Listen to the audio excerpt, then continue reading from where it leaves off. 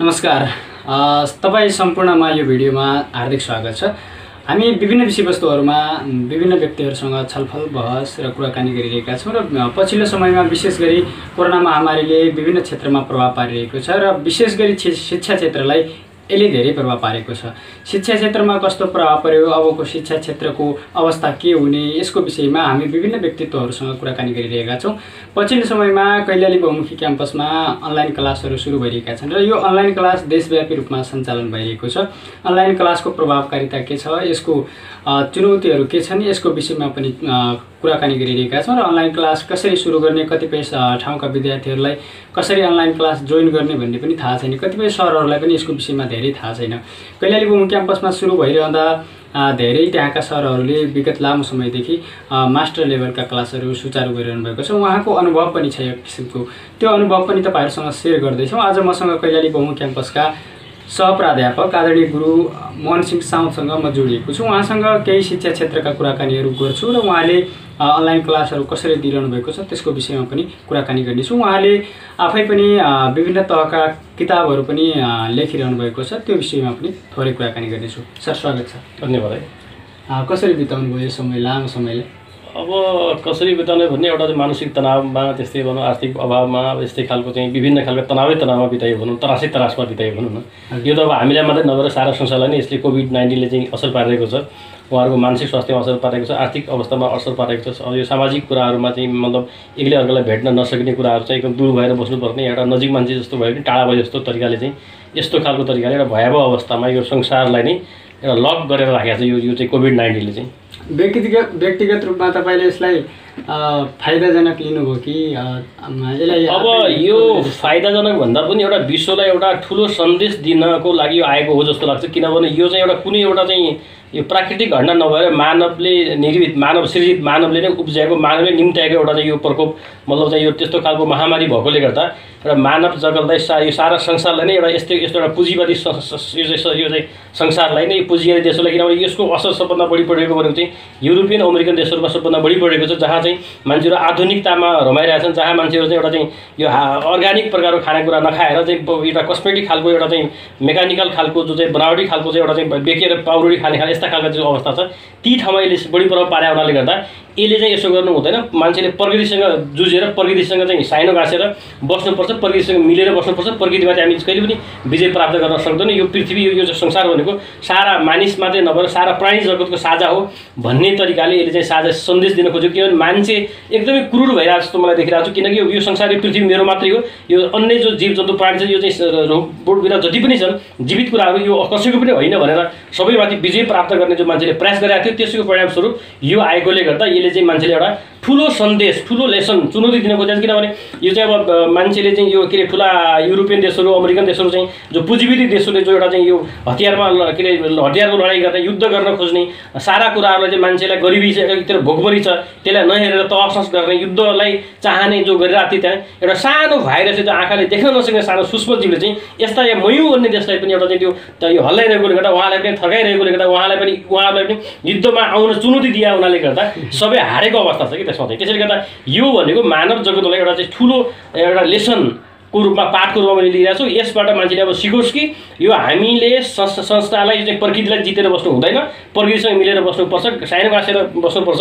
हाम्रा भौगोलिक विविधताहरू, सांस्कृतिक विविधताहरू जो चाहिँ अनि जो छन् ठाउँ भन्ने जो जे छन् सबैलाई समान अधिकार दिएर सबै समान हो भन्ने खालको लिएर यसो गर्नुपर्छ र मानवमा मानवता मात्रै नभएर सारा जगतप्रतिको, सारा प्राणीप्रतिको पनि मानवता हुनु पर्यो भन्ने खालको चाहिँ यसले सन्देश दिए हुनाले गर्दा यो चाहिँ ठिक समयमा ठिक तरिकाले आयो जस्तो लाग्छ मलाई। पछिल्लो समयमा यसलाई अहिले मानव निर्मित हो, यसले एउटा विभिन्न शक्तिशाली मुलुकहरूले साना मुलुकहरूलाई च्यापेर राख्नुको लागि एउटा षड्यन्त्रको रूपमा ल्याइएको छ भन्ने बहस पनि चलिरहेको छ। कोरोना बहिष्कार अभियान पनि चलिरहेका छन्, तपाईँले कसरी? अब त्यो त गलत हो। अब यो चाहिँ मानव निर्मित त हो नै, मानव निर्मित पनि मान्छेले बनाएको नभएर एउटा मान्छेले प्रकृतिलाई विजय हासिल गर्ने र प्रकृतिलाई आफ्नो अधीनमा पार्ने खालको जो प्रयास गरेको छ त्यसैको परिणामस्वरूप उत्पन्न भएको एउटा चाहिँ यो प्रकोप हो, चाहिँ एउटा महामारी हो। त्यहाँ त्यसो भएकोले गर्दा जो विश्वका चाहिँ म हुँ भन्ने देशहरू चाहिँ शक्तिशाली देश हो भनेर चाहिँ जो देशहरू अगाडि आएका थिए उहाँहरूलाई ठुलो चुनौती हो। उहाँलाई चुनौती दिनु पर्थ्यो, किनभने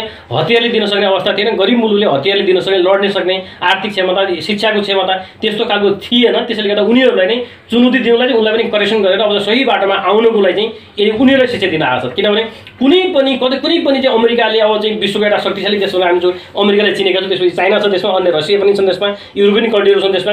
उनीहरू जो दादागिरी थियो वास्तवमा उनीहरूले सारा संसारलाई आफ्नो हात अधीनमा लिएर गरिबहरूको चाहिँ गरिबलाई झन् गरिब बनाउने, आफू उनीहरू झन् पुँजीवादीतिर माथि जाने जो अवस्था थियो त्यसमा चाहिँ हो उनीहरूलाई पनि एउटा ठुलो चुनौती, ठुलो एउटा सन्देश दिन आएको छ। यसैले चाहिँ उनीहरूको लागि मलाई चाहिँ ठिक यो करेक्सन गरेर सबै समान हो, सबैको स्तर उस्तै हो, सबैलाई चाहिँ समान तरिकाले हेर्नुपर्छ।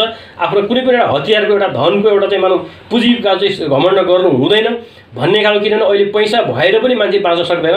खानेकुरा छैन भने मेन कुरा त कृषि हो नि, अब खानेकुरा हो नि त्यहाँ। यदि त्यसो भएन भने त्यो चाहिँ जतिसक्यो पैसा भयो भने मान्छे पैसा खाएर बाँच्ने होइन। त्यसो भएकोले गर्दा त्यो पुँजीपति देशहरूलाई जो एउटा घमण्ड थियो उहाँहरूको घमण्ड तोड्नको लागि चाहिँ यो आएकोले गर्दा मलाई लाग्छ ठिक समयमा ठिक तरिकाले आएको छ। अब मलाई लाग्छ यो कोभिड-19 भन्दा पछिको अवस्था भनेको यो पहिलाको अवस्था जस्तो हुने छैन। अब विश्व चेन्ज हुनेछ। हामी कोभिड-19 भन्दा पहिला एक खालको थियो सोच, मान्छेको एक खालको थियो, हरेक खालको सोच चाहिँ अब त योभन्दा पछिले मान्छेको सोचमा नै एकदम आमूल परिवर्तन यसले ल्याउनेछ भनेर मैले चाहिँ त्यस्तो खालको विषय ल्याएँ। त्यसले गर्दा यो कुनै पनि व्यक्तिले कुनै पनि लक्षित गरेर बनाएको नभएर मान्छेको भोगाई, मान्छेको कर्म, मान्छेले जो गरेको एउटा चाहिँ त्यस्तो खालको चाहिँ कुकर्म छ हो त्यसैको परिणामस्वरूप मान्छेलाई नै चेतावनी दिनको लागि यो आएको एउटा सूक्ष्म भाइरस महामारी रूपमा यो देखा परेको छ। यो भनेको योभन्दा पहिला पनि 100 वर्षमा आउने गरेको इतिहास छ हामीसँग चाहिँ। त्यहाँ यो पहिलो होइन, तर तीले गर्दा पनि मान्छेलाई पुगेन, त्यसले गर्दा पनि मान्छेलाई चाहिँ चेतिएन। त्यसले गर्दा यसले गर्दा अब चेतिन्छ कि भन्ने खालको मैले आशा लिएको छु। वास्तवमा चेतिन्छन् तपाईँलाई लाग्छ? एकदम चेतिन्छ लाग्छ मलाई। अब कोभिडको कुराहरू धेरै छन्, यो विषयमा छलफल बहस धेरै विज्ञहरूले पनि गरिरहेका छन् पछिल्लो समयमा। अब यो विषयमा धेरै छलफल हामीले गरेर पनि पुग्दैन होला जस्तो लाग्छ। एकदमै अब पछिल्लो समयमा यो कोभिड-19ले शिक्षा क्षेत्रलाई मात्र नभएर हुन त समग्र क्षेत्रलाई प्रभाव पारेको छ। शिक्षा क्षेत्रलाई के प्रभाव पारे जस्तो लाग्छ तपाईँले? अब यसले त हुन त विश्वलाई नै एउटा त्रासीपूर्ण वातावरण राखेको छ। अब यो आर्थिक जगत त्यस्तै छ, व्यावसायिक जगत त्यस्तै छ, अब चाहिँ अनेक खालका भनौँ होइन। त्यो तरिकाले गर्दा यातायातका कुराहरू त्यो सबै कुरा ठप्प रहेको अवस्था छ। अब यसले सबभन्दा ठुलो भनेको शिक्षा क्षेत्रमा प्रभाव पारेको छ। किनभने अब हामीले आगामी पुस्तामा यो चाहिँ यो राम्रो खालको म्यान पावर र जनशक्ति उत्पादन गर्नको लागि शिक्षा, स्कुल, विद्यालय, बालबालिका जो स्कुल तहदेखि जो कलेज तहसम्मका जो विद्यालय चाहिँ कलेजहरू छन् उनीहरू चाहिँ ठप्प रहेकोले गर्दा सबभन्दा बढी प्रभाव पर्नेको चाहिँ बालबालिकाहरूको भविष्यमा, उहाँहरूको मानसिक अवस्थामा, उहाँहरूको शिक्षामा, उहाँहरूले ज्ञान लिने कुरामा चाहिँ यसले चाहिँ सबभन्दा बढी प्रभाव पारेको छ। पर्नु हुन्थेन तर चाहिँ त्यतापट्टि प्रभाव पर्यो। यो अलिकति अब उसले चुनौती दिन मानवलाई आएको यो चाहिँ ठिक कुरा हो, तर यिनीहरूलाई पनि यसले यस्तो खालको असर पर्यावरणले गर्दा त्यो अलिकति सोच्ने कुरा यसमा छ।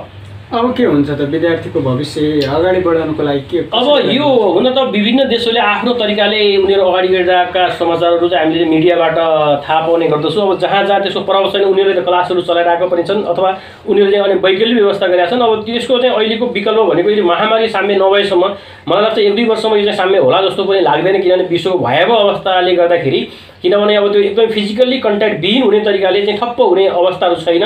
मान्छेको चहल पहल यताउति जाने, अब खाना लाउनले चाहिँ गर्नुपर्ने विभिन्न कुराहरू त छँदैछन् त्यहाँ हो। त्यसो भएकोले गर्दा अबको विकल्प भनेको नै अनलाइन क्लासबाट क्लास चलाउन पाइयो भने उनीहरूले 5-6 महिनासम्म अहिलेसम्म जो मानसिकतामा बसे, जो उहाँको शिक्षाको क्षेत्र जो तहस भयो, जो चाहिँ अब ठप्प रहे हाम्रा विद्यालयहरू चाहिँ बालबालिकाहरू वञ्चित भएर जो रहे हो त्यसलाई अगाडि अब चाहिँ अब त्यो थप क्षति यसमा नहोस् भन्नको लागि सरकारले पनि यसमा एकदम गम्भीरतापूर्वक सोच्न आवश्यक छ, योजना बनाउन आवश्यक छ। सरकारमा बसेका, योजनामा बसेका, यो शिक्षा हेर्ने, शिक्षा मन्त्रालयमा शिक्षा त्योसँग सम्बन्धित अन्य चाहिँ विद्यालय भनौँ, स्थानीय निकाय अनि प्रदेश सबैले चाहिँ यसमा चाहिँ अब सामूहिक तरिकाले पहल गरेर यसलाई कसरी हो चाहिँ अनलाइन क्लास बाहेक अरू मैले विकल्प देख्दैन। अनलाइनको लागि पनि अब हाम्रो नेपाल जस्तो गरिब देशको लागि चाहिँ भौगोलिक विकटता भएको देशलाई चाहिँ चुनौती समस्या छन् नै, त्यसको लागि चाहिँ अब विद्यार्थीहरूलाई सकभर चाहिँ अब फ्री तरिकाले वाइफाई अथवा चाहिँ नेटवर्किङ टिप्ने सक्ने वातावरण चाहिँ अथवा उहाँले त्यस्तो खालको व्यवस्था मोबाइल अथवा केही न केही त्यस्तो मिडिया, किनभने यसलाई मोबाइल चाहियो अथवा ल्यापटप चाहियो अथवा चाहिँ त्यो अनि इलेक्ट्रिसिटी चाहियो होइन, अथवा लाइन जस्तो चाहियो, सोलर चाहियो, वा त्यसपछि अनि अर्को भनेको चाहिँ इन्टरनेट चाहियो। त्यहाँ यी यसका पूर्वाधारहरू भएकोले गर्दा त्यो त्यसपछि यति मात्रै भएर नपुग्ने र यसको लागि चाहिँ उनीहरूलाई एक प्रकारको ट्रेनिङ कसरी चाहिँ यो यसमा पहुँचमा जाने, कसरी प्रयोग गर्ने, जुन एउटा संस्कार छ एउटा त्यो संस्कारलाई कसरी ग्रहण गर्ने र शिक्षा लिने भन्ने खालकोमा शिक्षकलाई पनि कतिपय शिक्षकलाई पनि यसमा अनभिज्ञ धेरैलाई थाहा नभएको पनि हुन्छ। किनभने यो टोटली नै योभन्दा पहिला हामीसँग face to face classroom traditional तरिकाले क्लासरुम चलाइरहेको अवस्था भएकोले गर्दा यो चाहिँ 81 आएकोले गर्दा यो चाहिँ अब सबैले चाहिँ यो यसमा सिकिनुपर्ने पहिले नै पूर्व तयारी नभएकोले गर्दा अब चाहिँ तयारीमा यसमा लागेर जुटेर अब यो बाहेक अरू विकल्पमा झेक्दैन। त्यसले गर्दा अनलाइन क्लास नै अहिलेको लागि उत्तम विकल्प हो। यो चाहिँ साम्य नभएसम्म, यो महामारी नरोकिएसम्म, हाम्रो चाहिँ विद्यालयमा गएर फेस टु फेस पढ्ने वातावरण चाहिँ नभएसम्म त्यहाँसम्मको लागि चाहिँ दूरदराजमा बसेका विद्यार्थीहरूले पनि पहुँचमा पाउने गरेर, किनभने सहरमा मात्रै बस्ने जोसँग मोबाइल छ, नेट छ, ल्यापटप छ, उहाँको पहुँचमा मात्रै भयो भने यसले पनि एक प्रकार दुई प्रकारको समाज सिर्जना गर्छ। यसले एक प्रकारको चाहिँ मानसिक तनावमा मान्छेले एउटा चाहिँ हुने र नहुने बिचको एउटा खाडल चाहिँ दूरी झन् बढ्दै जान्छ। त्यसो भएकोले गर्दा सबै नेपालका नागरिक सबै समान हुन्, दूरदराजका नागरिक पनि हाम्रै नागरिक हुन् भन्ने खालको तरिकाले सरकारले सम्बन्धित पक्षका मान्छेले सोचेर अनि सबैको पहुँचमा पुग्ने गरी यदि चाहिँ त्यो इन्टरनेट अनि अन्य मिडियाहरूलाई पहुँचमा पुर्यायो भने र त्यो माध्यमबाट पढायो भने मात्रै अब चाहिँ यो केही समयको लागि साम्य नभएको सम्मको लागि चाहिँ हाम्रो एउटा विकल्प हुन सक्छ। यो चाहिँ होइन, तपाईँले आफैले यो क्लास सञ्चालन गरिरहनु भएको छ केही समयदेखि। अब हाम्रो यो कैलाली बहुमुखी क्याम्पसको कुरा गर्दाखेरि हामीले मास्टर तहमा र सेमेस्टर सिस्टम जहाँ लागू भएको थियो यिनीहरूमा पहिलादेखि नै 2 महिना पहिलादेखि नै क्लास चलायौँ। किनभने 1-2 महिना पर्ख्यौँ अब साम्य हुन्छ कि फेस टु फेस क्लास होला भनेर हामीले लाग्यौँ, पर्ख्यौँ, तर त्यो हुन देखिएन। नदेखेपछि विद्यार्थीको पढाइ डामाडुल हुने, अब उनीहरूको त्यो अवस्था सबै कोर्स ठप्प रहने भन्ने खालको र उनीहरूको शैक्षिक सत्र नै अब गायब हुन्छ कि भन्ने हामीलाई पनि चिन्ता लागेर, किनभने हामी त विद्यार्थीहरूका अभिभावक हो, विद्यार्थीहरूको आमा बुवा उनका प्यारेन्ट्सहरू पहिलो प्यारेन्ट्सहरू हुन्, त्यसै दोस्रो प्यारेन्ट्सहरू हामी टिचर नै हो, शिक्षिका नै हो जस्तो लाग्छ मलाई चाहिँ। त्यसो भएकोले गर्दा उहाँहरूप्रति हामीले सोच्नुपर्छ भनेर हामीले क्याम्पसमा मिटिङ गरेर सबै सरहरूबाट छलफल गरेर अनि त्यो लिनुपर्छ भनेर पहिलोचोटि, किनभने उनीहरूलाई अब त्यो मिडियामा कसरी जाने भन्ने कुरा पहिलादेखि नै अब त्यो सेमेस्टरबाट प्रेजेन्टेसनबाट पढाउने माध्यम भएकोले गर्दा उहाँहरूको लागि त्यो क्लास चलायौँ। अब चलाए पनि यसमा इफेक्टिभ हुन सकिरहेको छैन। किन सकिरहेको छैन यसको म कारण भन्छु। वास्तवमा चाहिँ एउटा त हाम्रा विद्यार्थीहरू विभिन्न दूरदराजमा दुर्गम ठाउँमा छन् जहाँ फोनको पहुँच छैन, फोनको एक्सेस छैन, अनि नेट उड्ने त्यहाँ कुरै भएन, अनि जहाँ बिजुली बत्ती छैन, जहाँ चाहिँ सोलर पावर छैन, त्यो ठाउँमा बसेका विद्यार्थीहरूलाई हामीले कनेक्सन गर्न अझै पनि सकिरहेको छैनौँ। त्यसैले उनीहरूलाई पनि कनेक्सनमा कसरी ल्याउने भन्ने कुरा सोचेर अब त्यो अन्य निकायहरूले विभिन्न निकायले त्यसमा सहयोग गरिदिएको भए उहाँहरूलाई पनि सजिलो हुन्थ्यो र हामीलाई पनि सजिलो हुन्थ्यो जस्तो मलाई लाग्छ। त्यसैले गर्दा यसलाई प्रगति गराउनुपर्छ। अब हामीले अब यो असोज 1 गतेबाट व्यासन तहमा पनि क्लास चलाउने भनेर आजबाट हामीले क्लास चलाएको अवस्था छ। आज चाहिँ मैले BBS सेकेन्ड इयरमा अङ्ग्रेजी विषय पढाएको थिएँ, त्यसमा हामीले चाहिँ 2-3 सेक्सनलाई एक ठाउँमा हालेका थियौँ। आज 44 जना थिए। अब पहिलो दिन भयो सर हामीले पनि यो कसरी गर्ने, कसरी कनेक्सन, कसरी जोइन हुने यो हामीले थाहा नभएर पनि धेरै विद्यार्थी छुट्या छन् भनेर पनि उहाँहरूले मलाई खबर गर्नुभएको थियो। मलाई लाग्छ भोलि पर्सि केही दिनमा चाहिँ उहाँहरू आउनुहुन्छ।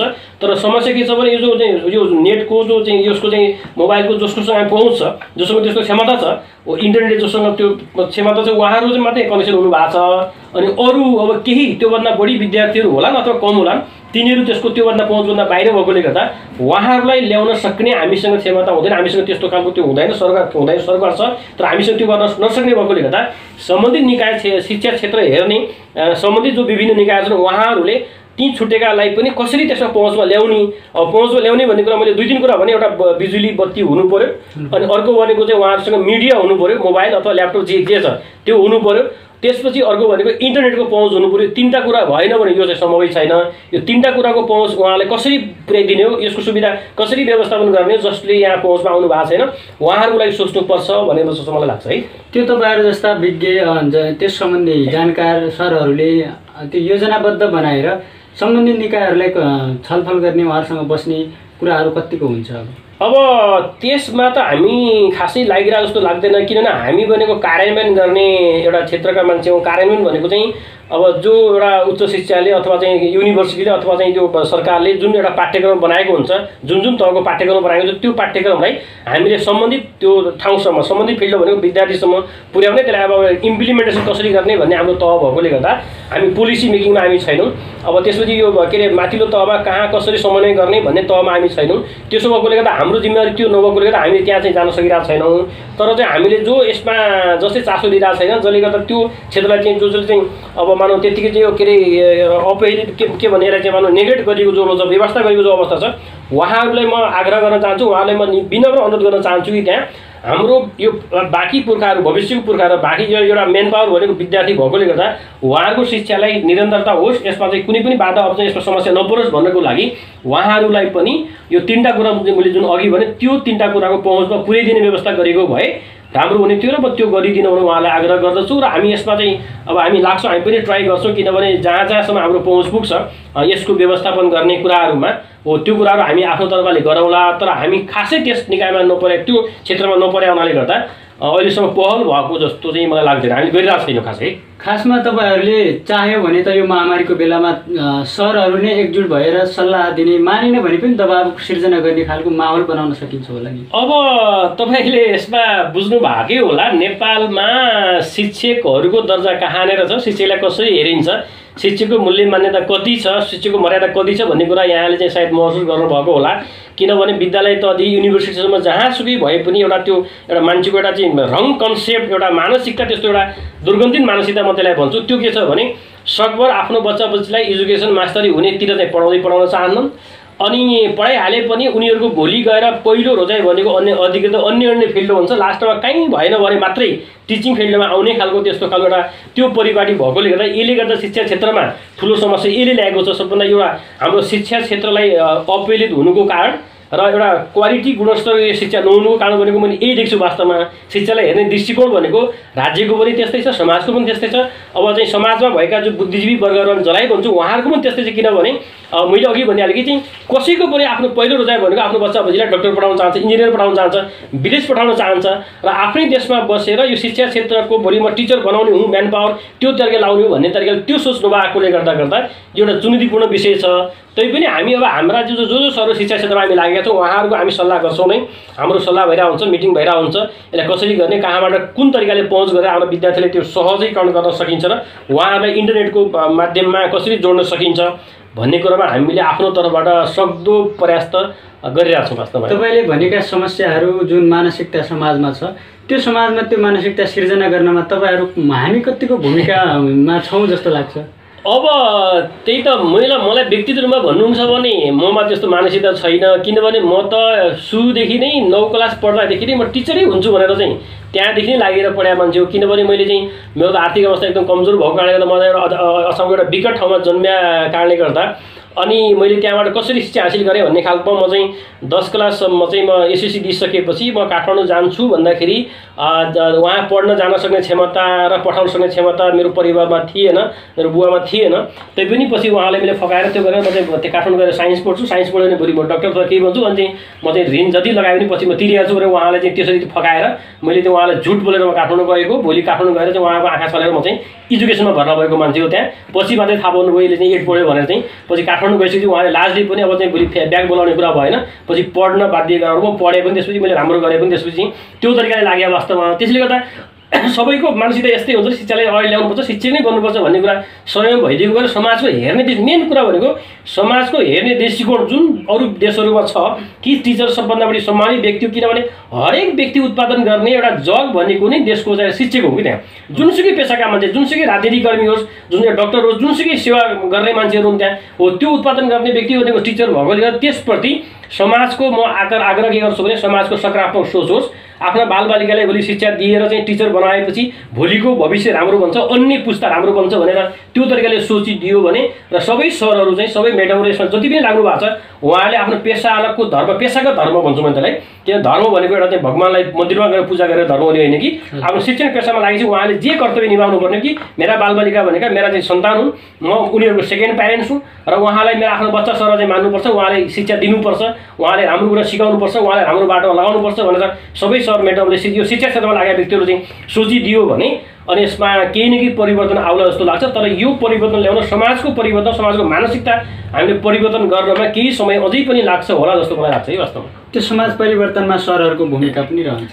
अब यसमा रहन्छ किनभने समाजको एउटा सानो एकाइ हो शिक्षक भनेको। यसमा चाहिँ समाजमा त यहाँ शिक्षक पनि छ, अन्य चाहिँ भनौँ अन्य पेसा, विभिन्न पेसाका, राजनीतिक पेसाका मान्छेहरू छन्, स्वास्थ्य पेसाका शिक्षकका मान्छेहरू छन्, अब इन्जिनियर टेक्निकल लाइनका डक्टर, विभिन्न व्यापारी, विभिन्न पेसाका मान्छेहरू यसमा संलग्न भएकोले गर्दा हामी एउटा समाजको एउटा सानो एकाइ मात्रै भएकोले गर्दा हाम्रो भूमिका त यसमा रहन्छ नै। हामीले यसो प्रयास त गर्छौँ नै, किनभने हामी भोलि गएर यो शिक्षा पेसाप्रति यसो गर्नुपर्छ भनेर चाहिँ त्यस्तो खालको पोजिटिभ थिङ्किङ गर्ने खालकोतिर प्रयास त गर्छौँ नै। तर समस्या के देखिन्छ भने राज्यले नै पनि यसमा त्यति चासो नदेखिएको कारणले गर्दा यो अहिलेको राज्य मैले भने नि यो पहिलादेखि नै जो राज्य सञ्चालन हुँदै गयो नेपालमा त्यहाँदेखि नै जुन एउटा जुन मान्छेको एउटा मानसिकता के रह्यो भने अब शिक्षक भनेको त कहीँ जागिर नपाएपछि लाग्ने पेसा हो, शिक्षक भनेको त जागिर नपाएर आउने ठाउँ हो। त्यसैले त यसले फलाना छोराले अब कहीँ जागिर पायो लास्टमा मास्टर भयो भन्ने खालको एउटा मानसिकता जो भनेका पनि छन् गाउँघरतिर, समाजमा अब यस्ता भन्नेहरू पनि छन्। त्यसमा चाहिँ हो त्यो कुराहरूको के अरे त्यो त्यस्तो खालको मनोवृत्ति, त्यस्तो खालको चाहिँ जो मान्छेको सोच छ त्यो सोच चाहिँ चेन्ज होस् भन्ने चाहन्छु। चेन्ज नभएसम्म अब यो शिक्षा क्षेत्रको विकास होला र यो चाहिँ अगाडि बढ्ला र त्यसै सम्मानित पेसा होला अनि सम्मानित पेसा भएर हाम्रा दक्ष म्यान पावरहरू यसमा आउलान् र भोलि चाहिँ आमूल परिवर्तन होला 81 भनेर मलाई चाहिँ त्यस्तो लाग्दैन। यो हुन अब एक दिन त हुन्छ नै, तर समय लाग्छ, पर्खिनुपर्छ। समयले सबै कुराहरू करेक्सन गर्छ नै, किनभने अहिले चाहिँ कोभिड-19ले जुन प्रकारले विश्वमा एउटा चाहिँ जुन प्रकारको एउटा चाहिँ पुँजीवादी संस्कार अगाडि बढेर जो चाहिँ विश्वलाई नै कब्जा गर्न सक्ने क्षमता मसँग छ, हतियार छ मसँग बन्दुक छ, मसँग चाहिँ आर्थिक क्षमता छ, म सबै विश्वलाई किन्न सक्छु भनेर जो मान्छेको घमण्ड थियो त्यो घमण्ड एउटा आँखाले नदेख्ने सानो भाइरसले तोडिदियो कि त्यहाँ। त्यसैले गर्दा यो चेन्ज पनि एक दिन आउला नि जस्तो लाग्छ मलाई। ओके पनि यो त छलफल बहसको विषय लामो बन्छ। यो विषयमा हामी तत्कालीन विषयमा यो महामारीले गर्दा परेको असरको विषयमा थोरै छलफल गर्दैछौँ। अब तपाईँ आफै पनि पाठ्यक्रम निर्माणको तहमा हुनुहुन्छ, यो सायद लाग्छ 11-12 को इङ्ग्लिस तपाईँले तयार गर्दै हुनुहुन्छ। अब पछिल्लो समयमा समाचार आइरहेको छ यो पाठ्यक्रमलाई छोट्याउने या त्यसलाई तलमाथि गरेर 6 महिनामै सिद्ध्याउने कोर्स बन्छ भन्ने समाचार आएको छ। यसको यो अब पाठ्यक्रम निर्माण गर्ने क्रममा त म छैन। अब पोलिसी पाठ्यक्रम निकाय छ जसले पाठ्यक्रम निर्माण गरेको छ। अब त्यो बनाएको पाठ्यक्रममा आधारित भएर मैले त पाठ्यपुस्तक लेखेको मात्रै हो होइन। त्यो पाठ्यपुस्तक लेखेर पनि अहिले प्रकाशनमा आइसकेको छ, बाहिर यो आइसकेको छ। यो चाहिँ नेपाली अङ्ग्रेजीको पाठ्यपुस्तक चाहिँ यो छाप्दैछ, तर अरू बाँकी चाहिँ पिडिएफमा उसमा चाहिँ मिडियामा के अरे अनलाइनबाट आइसकेको छ किताब। चाहिँ सामाजिक अध्ययन भन्ने चाहिँ यो अलिकति पछि परिवार्जन भए हुनाले गर्दा त्यो सामाजिक अध्ययन र जीवनोपयोगी शिक्षाले 12मा मात्रै थियो, 11-12 कम्बाइन गरेर राखेको हुनाले गर्दा त्यो चाहिँ आउनु बाँकी नै छ। अब यसमा मलाई चाहिँ के लाग्छ भने अहिलेसम्म विद्यालय खोल्ने तात्पर्य देखिएको छैन। अब विद्यालय भने चाहिँ सबै तलदेखि माथिसम्म त्यही अवस्था छ यसमा। अब हामी करिब हाम्रो वैशाखदेखि अहिलेसम्म 5-6 महिना हाम्रो भइसक्यो। अब चाहिँ 5-6 महिना बाँकी छ। चैतसम्मको मात्रै कुरा गर्ने हो भने अब चैतसम्म मात्रै कुरा गरेर अब योभन्दा 10भन्दा पछि हो भने हाम्रो मक्सिर जान्छ, मक्सिरदेखि चैतसम्म गएर आधा मात्रै पढाइ भएर थोरै पढाइ भएर त्यसै क्लास लाग्छ नै भनेर पनि म त्यस्तो मलाई त्यो विश्वास लागिरहेको छ। यो हल्ला विभिन्न खालका चाहिँ त्यस्ता शङ्का आशंका के अरे युट्युबबाट अथवा विभिन्न अनलाइन मार्फतबाट भ्रम फैलाउने कुराहरू चाहिँ भइरहेको जस्तो मलाई लाग्छ। तर चाहिँ मलाई लाग्छ कि मेरो व्यक्ति तरिकाले भन्दाखेरि चैतसम्म मलाई क्लास होला र यही तरिकाले सहज तरिकाले अगाडि बढ्ला जस्तो लाग्दैन। मलाई लाग्छ यो चाहिँ सायद 1 वर्ष, अब यो चैतसम्मको 1 वर्ष जो छ त्यो 1 वर्ष सबैको गायब हुन्छ कि भनेर मलाई त्यस्तो डर एउटा आशंका लागिरहेको छ त्यसमा। किन भोलि पाठ्यक्रम छोट्याएर पनि भोलि अब फेस टु फेस क्लासमा गएर पनि सबैमा अनलाइनमा पहुँच पुर्याएर पनि क्लास लिन सकिन्छ भन्ने मलाई लाग्दैन। किनभने हामीले यो सोच्दाखेरि योजना बनाउँदाखेरि एउटा धनगढीलाई हेरेर, काठमाडौँलाई हेरेर, सहरलाई मात्रै हेरेर, सदरमुकामलाई मात्रै हेरेर, एउटा पहुँच भएको चाहिँ सबै ठाउँको सुविधा भएको ठाउँलाई मात्रै हेरेर हुँदैन। हामी चाहिँ एकदम दुर्गम दार्चुला बाजुरा एउटा चाहिँ डोटीका दुर्गम ठाउँमा, इलाम ताप्लेजुङ त्यो त्यस्ता दुर्गम ठाउँमा गयौँ भने जहाँ त्यो मोबाइलको त्यो टिप्ने कुरै छैन, फोनको पहुँचै छैन, जहाँ त्यो नेटको एक्सेसै छैन भने त्यस्तो ठाउँमा पनि क्लास अनलाइनबाट चलाएर होला जस्तो मलाई नलाग्ने भएकोले गर्दा मलाई लाग्छ यो चाहिँ चैतसम्म चाहिँ यो पाठ्यक्रम बनेर आधा पाठ्यक्रम लगाएर आधा नलगाएर हुन सक्ने स्थिति खास मैले देखिरहेको छैन है। अब यो त्यो पनि छलफलको विषय त रहन्छ नै। अब तत्कालीन विषयमा कुरा गर्दाखेरि कैलाली बहुमुखी क्याम्पसमा अनलाइन क्लासहरू कसरी सञ्चालन भइरहेछ, विद्यार्थीहरूले त्यहाँ कसरी जोइन हुने भन्ने पनि धेरै विद्यार्थीहरूले मलाई सोधिराख्नुहुन्छ। यो राम्रो कुरा गर्नुभयो। यो चाहिँ किनभने हाम्रो अब हाम्रो नजिकको हाम्रो चाहिँ के अरे नजिकको धर्म हामीले आफ्नो गर्नुपर्ने कर्तव्य भनेको कैलाली बहुमुखी क्याम्पसमा मात्रै केन्द्रित भएर गर्नुपर्ने भएकोले गर्दा हामी त्यही भित्रका त्यही फिल्डभित्रका त्यही क्षेत्र त्यही एउटा पेरिफेरी भित्रका व्यक्ति भएकोले सरकारवाला व्यक्ति भएकोले गर्दा हामी आफ्ना बालबालिका के अरे विद्यार्थीहरूलाई यसमा जोडिनुको लागि चाहिँ आग्रह गर्छौँ र यसमा जोडिनुको लागि पनि अब चाहिँ यो हाम्रो चाहिँ त्यहाँ डिपार्टमेन्टको त उहाँहरू हेडहरू बनाउनु भएको छ, उहाँ सरहरू पनि लागिरहनु भएको छ। विद्यार्थीहरूको चाहिँ फोन कलेक्सन गर्ने, नाम कलेक्सन गर्ने, ठेगाना कलेक्सन गर्ने, त्यसपछि यो क्याम्पसले एउटा आइडी दिन्छ, त्यो माइक्रोसफ्ट टिमद्वारा कसरी जोइन हुने भन्ने कुरा एउटा अफिसियल एउटा आइडी दिन्छ, त्यसमा सबैलाई कनेक्सन गराउँछ। कनेक्सन गराइसकेपछि सबै यहाँ क्याम्पसले त्यो सबै सिस्टममा ल्याइसकेपछि विद्यार्थी त्यो खोल्ने बित्तिकै उहाँको रुटिन टाइम टेबल हुन्छ, त्यो टाइम टेबलमा उनीहरू ठ्याक्कै त्यहाँ गयो भने अनि उहाँले चाहिँ तुरुन्तै क्लास लिन सक्ने व्यवस्था छ। अब त्यो मास्टर लेभलमा हामीले पहिलेदेखि गरेको मैले अघि भनिहालेँ र ब्याचलर तहमा पनि आजबाट एउटा औपचारिक तरिकाले क्लास सुरु भइरहेको छ। यसमा धेरै विद्यार्थीहरू अझै पनि त्यसको बाहिर छन्, धेरै विद्यार्थी सम्पर्कमा आइसकेका छैनन्। यो नआउनु कारण के हो भने जोसँग नेटको के अरे यो मोबाइल फोनको पहुँच छैन, जहाँ बत्ती छैन, जहाँ नेट छैन, उहाँहरू चाहिँ यसमा पहुँचमा आइरहनु भएको छैन। किनभने हामीले क्याम्पसमा राखेको जो रेकर्ड छ उहाँले पनि फोन नम्बर एउटा जो कन्ट्याक्ट नम्बर पहिला दिनुभएको थियो, उहाँलाई त्यसमा फोन पनि गरेको छु। फोन सबैको प्रायसको जसको चाहिँ कन्ट्याक्टमा आउनु भएको छैन उहाँहरूको फोन स्विच अफ छ। स्विच अफ हुनको कारण चाहिँ हुनसक्छ कि उहाँसँग त्यो बत्तीको एक्सेस छैन, त्यहाँ मोबाइलको एक्सेस छैन भन्ने कुरा हामीले यसबाट प्रष्टै बुझिन्छ। त्यसो भएकोले त उहाँहरूलाई पनि कसरी एक्सेसमा ल्याउने, कसरी पहुँचमा ल्याउने भन्ने कुरा हामीलाई त्यहाँतिर चुनौती छ। बाँकी अब यहाँ अलिकता नजिक बस्ने जसको पहुँच भएका, जसको नेट एक्सेस सबै बत्तीको एक्सेस भएकाहरू चाहिँ कनेक्सनमा आइसक्नु भएको छ, जोडिनु भएको छ। हाम्रो 50-60% जति मलाई लाग्छ कि 60% जति विद्यार्थीहरू चाहिँ आउनु भएको छ। बाँकी 40% जति विद्यार्थी जो दूर दराजमा हुनुहुन्छ, जहाँ ती यस्ता खालका सुविधाहरू छैन, जो अनलाइन क्लासको लागि चाहिँ उहाँहरूलाई चुनौती समस्या भएकोले गर्दा त्यसलाई पनि कसरी एड्रेस गर्न सकिन्छ, उहाँलाई कसरी ल्याउन सकिन्छ, जसले गर्दा सबैले समान तरिकाले शिक्षा पाउन् र अनि कोही पनि यसबाट वञ्चित नहुन् भन्ने खालको तरिकाले हामी सोचिरहेको छौँ। अब त्यसमा पहल गरिरहेको छौँ कि अब हामीले चाहिँ जो विद्यार्थी जहाँको त्यहाँको चाहिँ अब त्यो कम्तीमा गाउँपालिकाको एड्रेस अथवा नगरपालिकाको एड्रेस प्राप्त गरेर त्यहाँ गएर पनि अब नगरपालिकामा हरेक वाडामा वाइफाई छ भनेर हामीले त्यो सोलरबाट भए पनि बत्ती छ भनेर हामीले चाहिँ त्यस्तो खालको सूचना जानकारी पाउनाले गर्दा कम्तीमा त्यो अनलाइन क्लास चलाइरहेको अब जस्तै बिहान 7 देखि 10 बजेसम्म यदि हो भने त्यो वाडामा जहाँ वाइफाई छ त्यहाँ गएर उहाँ सम्बन्धित गाउँपालिका अथवा वाडाले चाहिँ उहाँलाई वाइफाई पासवर्ड दिएर त्यो चलाइदिने कि चलाउने अनुरोध गर्ने कि भनेर हामी चाहिँ त्यतातिर अलिक पहल गरिरहेको छौँ है। हाम्रो क्याम्पसमा विद्यार्थीको मात्र समस्या नभएर कतिपय सरहरूलाई पनि त्यो कसरी क्लास दिने भन्ने एकदम छ, त्यसको बारेमा तपाईँले एकदम छ। अब त्यसमा एकदमै छ। हामीले किनभने यहाँ त अब यो हामी योभन्दा पहिला यो के अरे यो लिट्रेसी कम्प्युटर लिट्रेसी भएको होइन, मिडियाबाट पढाउने तरिकाहरू चाहिँ के अरे त्यो यो के अरे यो स्लाइड बनाएर पढाउने तरिकाहरू यो चाहिँ धेरैलाई नयाँ पनि हो, किन हामी त्यसमा अभ्यस्त छैनौँ। हाम्रो परम्परागत तरिकाले त्यस्तो खालको परिपाटी थिएन। सेमेस्टर जहाँ चल्यो त्यो सेमेस्टर चलिसकेपछि सरहरूले आफूलाई अपडेट गराउनु भयो, स्लाइड बनाउने अनलाइन प्रेजेन्टेसनबाट गराउने कुरा उहाँले अपडेट गराउनु भयो। बाँकी सरहरू जो हुनुहुन्छ, बाँकी सरहरू चाहिँ उहाँहरूले पनि अब यो अनलाइनबाट नै अलि जानुपर्ने भएकोले त उहाँहरू सिकिरहनु भएको छ। नजाने कुराहरू सिक्नुहुन्छ एकअर्का, किनभने सिक्ने कुराहरू मैले भने सिक्ने टिचर भएपछि सबै सिकाउँछ, सबै जाने हुन्छ भनेन। म एउटा लर्नर हो कि म सिकिरहेको छु वास्तवमा। मैले पनि हिजो पनि धेरै महेन्द्र महरा सरले मलाई सिकाउनु भयो चाहिँ कसरी झन् बढी एफिट गर्न सकिन्छ भनेर।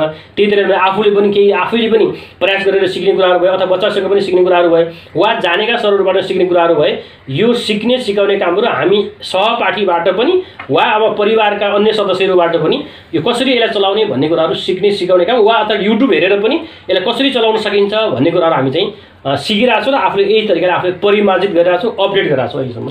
सर यो एउटा मलाई लागेको कुरा, जसरी अन्य विश्वका अन्य मुलुकहरूमा अहिले तत्काल विद्यार्थीहरू घरमै बसेर सरहरूले क्याम्पसमा पढाएर धेरै इन्टरनेटको माध्यमबाट पढिरहेछन्, धेरै उदाहरणहरू छन्।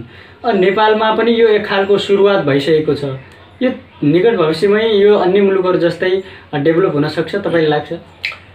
अब यो त विकसित मुलुकको कुरा भयो जहाँ सबै कुराको पहुँच छ विद्यार्थीसँग होइन। अब त्यो सबै इन्फ्रास्ट्रक्चर त्यस्तो खालको छ, त्यो खालको पूर्वाधार भइसकेका ठाउँमा त्यस्तो खालको सम्भव छ ओपन डिस्टेन्स लर्निङको कुरा गर्दाखेरि। तर हाम्रो जस्तो मुलुकमा जहाँ कि अझैसम्म पनि गाउँघरमा बत्ती पुर्याउन सकिरहेको छैन, जहाँ चाहिँ त्यो फोनको एक्सेस छैन, जहाँ इन्टरनेटको एक्सेस छैन, त्यो जसमा चाहिँ धेरै मात्र के पनि देखिन्छ भने अब जस्तै कलेज तहमा त एउटा भयो, किनभने अब केही न केही क्षमता भएको मान्छे मात्रै पढ्न आएको छ, नभए त्यो पढ्न आएको देखिँदैन।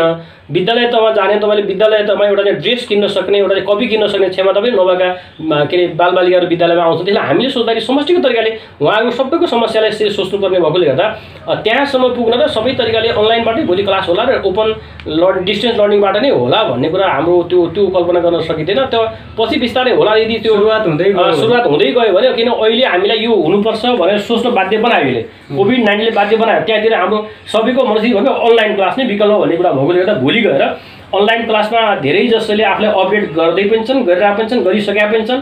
अब विद्यार्थी पनि त्यही तरिकाले गर्दा लागिरहेको हुनाले गर्दा भोलि गएर अब चाहिँ अनलाइनबाटै क्लास चले। अनलाइन टोटली यसले फेस टु फेस क्लासलाई रिप्लेस प्रतिस्थापन गर्न सक्दैन।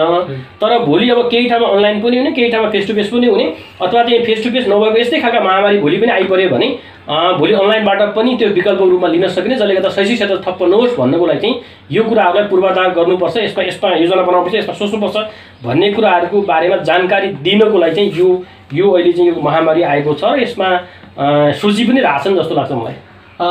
यो अनलाइन क्लास त अलि माथिल्लो लेभलका विद्यार्थीहरूले त लिन सक्छन्। अब साना मोन्टेसोरीका 1-2 क्लासका केजीका विद्यार्थीहरूलाई यो कसरी प्रभावकारी बनाउने हो? अब त्यो पनि हाम्रो कुरा गर्नुभयो। त्यही त अब सानो मोन्टेसोरी तलका लेभलका लागि चाहिँ यो अब यसमा यो अनलाइनबाटै डाइरेक्ट पढाएर त्यो हुन सक्ने देखिँदैन। यसको लागि मैले एउटा विकल्प के दिन्छु भने अब एउटा भिडियो निर्माण गर्ने, जसले गर्दा बालबालिकाले रमाएर यसमा सिक्न सकुन्। धेरै जस्तो अन्य मुलुकहरूमा चाहिँ इङ्ग्लिसमा त्यसमा चाहिँ उनीहरूले भिडियो आफ्नो तयार गरेका छन्, नर्सरीका बालबालिका कसरी पढाउने, अनि कसरी साक्षर बनाउने, हिसाब कसरी, विभिन्न खालका जुनै पनि कुरा पाउन सकिन्छ। तर नेपालको परिप्रेक्ष्यमा हाम्रो माटो अनुसार, हाम्रो चाहिँ त्यो सिकाइ क्षमता अनुसार, हाम्रा विद्यार्थीहरूको त्यो अनुसार चाहिँ अब यहाँबाट नै यस्ता खालका पाठ्य सामग्री बनाएर अनलाइनबाट उहाँले युट्युबमा हालिदियो अथवा त्यो सामग्री चाहिँ अनलाइनमै सेन्ड गरिदिएर उनीहरूले हेर्न सक्यो भने त्यो तरिकाले गर्न सकिन्छ। तर डाइरेक्ट त्यसमा जोडेर अनि त्यो फेस टु फेस क्लास जस्तो तरिकाले अब सानो बालबालिकालाई ल्याएर त्यो तरिकाले चाहिँ मलाई सम्भव जस्तो लाग्दैन। तल्लो तह तपाईँले भनिहाल्नुभयो कि माथिल्लो तहमा यो एकदम इफेक्टिभ हुनसक्छ होइन, किनभने एकैचोटि धेरै कनेक्सन पनि गर्न सकिन्छ। यसले चाहिँ अब टाइमको कुरा भएन, के अरे टाइम चाहिँ मिलाउनु पऱ्यो, त्यो डिस्टेन्सको चाहिँ कुरै भएन। जो जहाँबाट पनि सिक्न सक्छ, जति बेला पनि सिक्न सक्छ। तर चाहिँ यसको लागि चाहिँ यो पहुँच चाहिँ सबभन्दा पहिलो कुरा हो। हुन्छ, अन्तमा छौँ। अन्तमा अब जुन अहिले महामारीको कारणले गर्दा विद्यार्थीहरूले अनलाइन क्लास लिइरहेका छन्, विद्यार्थी प्लस त्यसमा जोडिनुभएका सरहरू र अभिभावकहरूलाई अन्त्यमा के सन्देश दिनुहुन्छ? अब सरहरूलाई पनि अब चाहिँ मैले अब स्कुल तहदेखि माथि तहसम्म जो जहाँ पढाउनुहुन्छ सर म्याडमहरू चाहिँ उहाँहरूलाई म आग्रह गर्न चाहन्छु कि आफूलाई अपडेट गर्नुपर्छ। किनभने मैले मानौँ 20 वर्ष पहिला पढेको भने म चाहिँ पढिसकेको छु, मैले सबै जानिसकेँ भन्ने कुरा घमण्ड गऱ्यो भने यो हामी परिवर्तन ल्याउन सक्दैनौँ। हामीले बालबालिकाको धर्म हामीले निर्वाह गर्न सक्दैनौँ। त्यसो भएकोले गर्दा मैले सिकेको कुरा सबै पुरानो भइसक्यो, मैले आफूलाई ताजगी पनि फेरि गर्नुपर्छ, अपडेट गर्नुपर्छ, समय सापेक्ष मैले आफूलाई बदल्न सक्नुपर्छ भनेर उहाँहरूले सोचेर अनि जहाँबाट हुनसक्छ अहिले इन्स्टिट्युटमै गएर सिक्नुपर्छ भने चाहिँ म चाहिँ अहिलेसम्म कम्प्युटर कहीँ गएर सिकाएको छैन। मैले आफै तरिकाले ट्रायल एन्ड एररबाट घरमै बसेर युट्युबबाट हेरेर मैले सिकेर वास्तव जति पनि सिकेँ मैले चाहिँ होइन, त्यो परिस्थितिले सिकाउँदो रहेछ वास्तवमा चाहिँ। त्यसो भए उहाँले त्यसरी सिक्न सक्नुहुन्छ। यदि त्यसो होइन भने आफ्ना घरमा बालबालिका अन्य चाहिँ परिवारका मेम्बर छन् र उहाँलाई आउँछ भने त्यहाँबाट पनि सिक्न सक्छन्। वा अहिले युट्युबबाट पनि धेरै कुराहरू सिक्न सकिने, मैले त्यसबाट सिक्न सक्छु। त्यसले म शिक्षक चाहिँ सर म्याडमहरूलाई पनि त्यो कुरा सिक्न आफूले अपडेट गर्नुपर्छ र अनलाइनको लागि आफूले मेन्टल्ली र आफूले चाहिँ एउटा त्यो के अरे मेकानिकल्ली अथवा चाहिँ त्यो चाहिँ टेक्निकल्ली आफूलाई तयार पार्नुपर्छ भनेर चाहिँ उहाँलाई म आग्रह गर्न चाहन्छु। अनि अभिभावकहरूलाई पनि अब सकभर आफ्ना बालबालिकाहरूलाई आफ्ना छोराछोरीहरूलाई चाहिँ यो अनलाइनको क्लास लिने सक्ने व्यवस्था यदि जहाँ गरेको छ उहाँहरूको लागि चाहिँ अब मोबाइल कम्तीमा त्यस्तो खालको डिभाइस अथवा ल्यापटप अथवा कम्प्युटर जे हुनसक्छ त्यस्तो व्यवस्था, अनि बत्तीको व्यवस्था, बत्ती छैन भने सोलरबाट वैकल्पिक व्यवस्था हुनसक्छ कि अथवा त्यो चाहिँ इन्टरनेटको व्यवस्था कहाँबाट गर्न सक्ने त्यस्तो व्यवस्था गरिदिनु भयो भने त्यो अभिभावकले पनि एउटा आफ्नो भूमिका निर्वाह गरेको हुनुहोस्। किन उहाँले एउटा वातावरण मात्रै क्रिएट गरिदिने, सिर्जना गरिदिने हो। र बालबालिकाहरूले विद्यार्थीहरूले पनि मैले अब अनलाइनबाट सिक्नुपर्छ, मेरो योभन्दा पछिको भविष्य अहिले यो 21औं शताब्दी भनेको टेक्नोलोजीको युग हो कि, टेक्नोलोजीको युग होइन। त्यसले टेक्नोलोजीको युग भएकोले गर्दा अब चाहिँ मैले पनि यही तरिकाले टेक्नोलोजी अनुसार चल्न सक्नुपर्छ भनेर त्यो सोचेर विद्यार्थीहरूले पनि अब चाहिँ त्यसमा कनेक्सन कसरी हुने होइन, कसरी त्यो इन्ट्रेक्सन कसरी गर्ने होइन, च्याट कसरी गर्ने, सरहरूसँग क्वेसन कसरी सोध्ने, त्यहाँ जोइन कसरी हुने, अथवा चाहिँ त्यो नभएर पनि साथीहरूबाट पनि कसरी सिक्न सकिन्छ अनलाइनबाट नै। वा युट्युब छ भने अहिले त तपाईँ धेरै यस्तो कुराहरू चाहिँ के छ भने सिक्नुलाई चाहिँ क्लासमै जानुपर्छ भन्ने मलाई लाग्दैन कि। जस्तै पनि सामान्य एउटा 5 क्लास पढ्ने विद्यार्थी छ भने जोड कसरी गर्ने भन्ने कुरा चाहिँ यदि नेटमा युट्युबमा गएर त्यहाँ जस्तै हजारौँ क्लासहरू पाउन सकिन्छ कि त्यहाँ। जस्तै मैले ग्रामर पढ्नु पऱ्यो, आर्टिकल पढ्यो कसरी गर्ने भनेर गयो भने त्यहाँ चाहिँ त्यो लेखेको कुरो पनि पाउँछ, प्लस भिडियोहरू क्लास प्रेजेन्ट गरेका कुराहरू पनि धेरै पाउन सकिन्छ। त्यसले गर्दा त्यो तरिकाले पनि गएर पनि सेल्फ लर्निङबाट पनि गर्न सकिन्छ।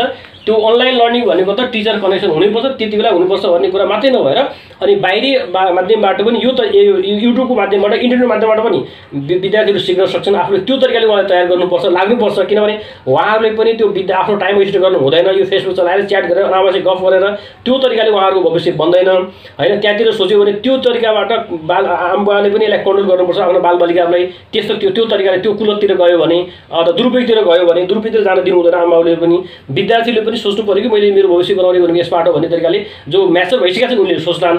तल्लो तहमा भर्खरै अब युवा युवतीले त्यो नसोच्न सक्ने भएकोले गर्दा आमाबाले पनि त्यसमा नियन्त्रण गर्न आवश्यक छ। अनि अब यो मिडिया मैत्री हुनको लागि चाहिँ मैले भने आमा बुवाहरू, प्यारेन्ट्सहरू, टिचरहरू, विद्यार्थीहरू सबैले आफ्नो तरिकाले आफूले अपडेट गराएर त्यसमा लाग्यो भने यो कुनै एउटा कठिन कुरा, कुनै एउटा नयाँ कुरा होइन, यो एउटा सामान्य कुरा, भोलि सबै कुरा सहजै हुन्छ। जसरी हामीले फेस टु फेस क्लास लिइरहेको छौँ त्यही तरिकाले अब यो अनलाइन क्लास भनेको म राम्रो किन देख्छु भने यसले हामीलाई समयको बचत गर्छ कि त्यहाँ। जस्तै चाहिँ गाउँमा कोही विद्यार्थी आधा घन्टा लागेर जानुपर्छ भने आधा घन्टा जान आधा घन्टा आउन, अनि त्यहाँ जानुपर्छ भने जो मानसिकता छ त्यो मानसिकतामा तयार हुन आधा घन्टा 2 घन्टा उसले वेस्ट गर्छ भने त्यो 2 घन्टामा उसले अनलाइनबाट धेरै कुरा सिक्न सक्छ नि त। हो त्यो भएकोले गर्दा यो चाहिँ बढी इफेक्टिभ यसरी यस मानेमा हुनसक्छ। यो चाहिँ यहाँ एउटा भर्चुअल खालको लर्निङ हो, किनभने यो चाहिँ यो फिजिकल्ली डिस्टेन्स भए पनि यसलाई स्पिरिचुअली कनेक्टेड हुने माध्यम यसले गराएको छ। त्यसले सिक्नको लागि भनेको चाहिँ यसले अनगिन्ती हामीलाई अवसरहरू एकदमै फर्टाइल प्रकारको अवसर अनलाइनबाट र युट्युबबाट इन्टरनेटबाट प्राप्त छ। यसबाट यही तरिकाले यसलाई सही तरिकाले सदुपयोग गरेर सिक्नुपर्छ, आफूले अपडेट गर्नुपर्छ भन्ने कुराहरू म उहाँहरूलाई चाहिँ अनुरोध गर्न चाहन्छु भक्त भाइ। हस्, यो मिठो समयको लागि र यस महत्त्वपूर्ण संवादको लागि धेरै धेरै धन्यवाद। धन्यवाद तपाईँलाई, धन्यवाद है। तपाईँले हेर्दै हुनुहुन्थ्यो भर्खरै हामीले कुरा गऱ्यौँ कैलाली बहुमुखी क्याम्पसका सहप्राध्यापक